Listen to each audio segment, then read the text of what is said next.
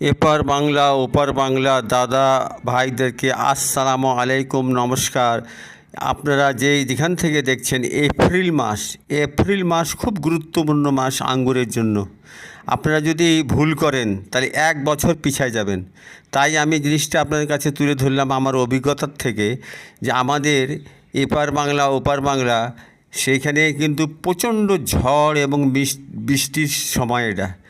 আমার বাড়ি হচ্ছে গাইবান্ধা, বাংলাদেশ, রংপুর ডিস্ট্রিক্টে। এখানে আমি অনেক দিন যাবত এই আঙ্গুর আমি চাষ করে থাকি, কিন্তু আজ পর্যন্ত আমি পুরোপুরি এটাকে পূরণ করতে পারি নাই। তাই আমি অনেক সাংলি, মহারাষ্ট্রের ক্যাসেট দেখার পর একটা জিনিস মোটামুটি একটা বুঝতে পারছি, যে আমাদের এই অঞ্চলের যে গরম এবং বৃষ্টির ঝড়, এর একটি উপায় আছে। যদি এই এপ্রিল মাসে যদি কি শাখা তৈরি করা যায়, সেই শাখা তৈরি করতে গেলে আপনাকে আঙ্গুর গাছের মধ্যে 1 ফুট পর পর একটা করে শাখা রাখা লাগবে, গাছ অনুপাতে। গাছ যদি বড় হয় তাহলে 1 ফুট করে, আর যদি আপনার গাছ ছোট হয় তাহলে সেই অনুপাতে আপনি রাখবেন, আপনার বিষয়।